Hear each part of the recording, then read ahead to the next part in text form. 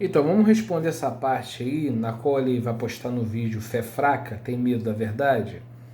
Que parece que ele está conotando a Paulo que alguns inteligentes e estudiosos abandonaram o Novo Testamento e aí parece entender que a culpa é de Paulo. E aí que está um ponto errado, porque Paulo é o maior defensor do Messias, tá? Então, em toda... E aqui que a culpa não é de Paulo, que as pessoas apostataram da fé. Vamos explicar.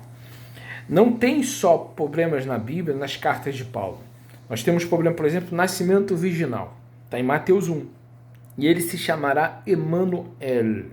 Emanuel em hebraico. Só tem ali um versículo, que é Mateus 1, 26.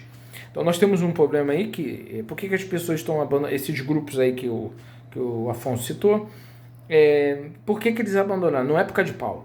Não, não. A questão toda seria o seguinte: o que é que Paulo fala que eu discordo dele?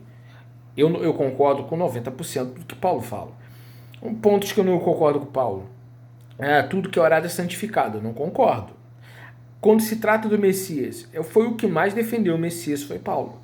Então, não é que essas pessoas estão deixando o Novo Testamento por causa de Paulo.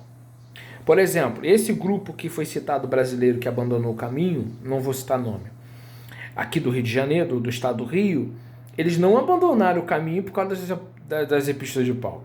Por exemplo, uma das refutações que eu fiz a esse grupo quando se apostataram, ou largaram o Messias, enfim, o nome que se queira dar, é que eles disseram o seguinte: Yeshua é chamado de o Nazareno. Aí explicaram lá que Nazareno não pode se referir à cidade, Notziri. Aí Yeshua Notziri.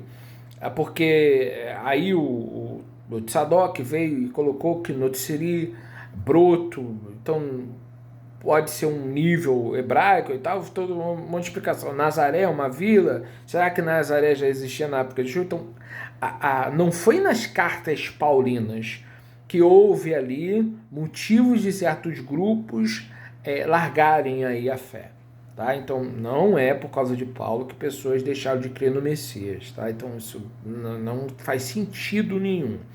Há problemas ali em datas, por exemplo, do censo de Tibério, algumas questões que envolvem ali de Cristo ser filho de José ou não, tem essa questão, alguns argumentos que envolvem outros livros, mas não foi por causa de Paulo que grupos abandonaram o Novo Testamento. Tá? Primeiro ponto, Novo Testamento não é uma linguagem do Paulo, tá? Não é. Primeiro que Paulo, quando vai pregar o evangelho aos gentios, tem os bereanos, Bereia. Ali Paulo está pregando numa sinagoga. Os bereanos foram consultar o que Paulo está falando na Bíblia da época, que não é com o Novo Testamento. Então Paulo não usava o Novo Testamento. Entende? Então Paulo usava para pregar o próprio Tanar, a Bíblia hebraica. Então, primeira coisa, não havia o Novo Testamento para, vamos dizer assim, eu tenho um cano no Novo Testamento. O cano vem com a Igreja Católica. E quando Paulo vai falar na sinagoga, ele vai falar das profecias se cumprirem através de Yeshua. Então, as mensagens de Paulo, de Pedro e tantos outros eram o seguinte: Cristo, esse aqui é o Messias, porque Isaías disse isso, porque o profeta disse aquilo. Tá? Então, eles iam argumentando que o Messias é Yeshua, baseado no que eles pregavam no Antigo Testamento. Então, não havia Novo Testamento, porque foram escritos aí livros, por exemplo, as cartas de Paulo foram as principais cartas mais antigas a serem escritas. Antes dos Evangelhos, o Evangelho foi escrito em 70, Paulo já escrevia essa carta, a primeira carta escrita foi Gálatas, provavelmente Gálatas. Então, Paulo pregava baseado na Bíblia hebraica, não tinha Novo Testamento, era uma questão oral ali, os ditos do Messias, estava com os apóstolos, tudo que Yeshua ensinou, eles passavam de forma oral. Depois alguém resolveu escrever. Lucas aparece lá, depois, lá na frente, escrevendo o que se falava no dia a dia. Né? Mas Lucas foi apurar precisamente. Então, essas pessoas se desviaram vamos dizer assim, do Novo Testamento ou da Nova Aliança. Primeiro, Berit e Rehadashá é um título de aliança renovada que está em Jeremias 31, e esse é um título dado pela Igreja Católica, nova Novo Testamento, e os messiânicos chamam de Nova Aliança. Tá? A gente sabe que estudo hebraico, uma aliança não anula a outra.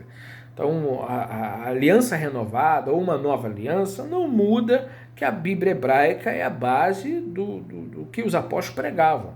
Os ensinos de Yeshua, né, e juntamente as profecias bíblicas. Tanto que Pedro fala, está escrito em Salmo, Pedro fala, está escrito em Isaías. Né?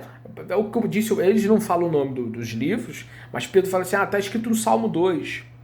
Ou está escrito no profeta. Ou para o que o profeta disse para se cumprir. Então a base de falar de Yeshua não é o Novo Testamento. Então, para pregar, Pedro pregou, João pregou, todos os outros pregaram, baseado no que Yeshua disse e comprovando o que os profetas disseram. Então, ninguém se desviou do cristianismo porque Paulo falou alguma coisa. Porque eu não vejo no que Paulo fala motivos de desviar pessoas. Não há.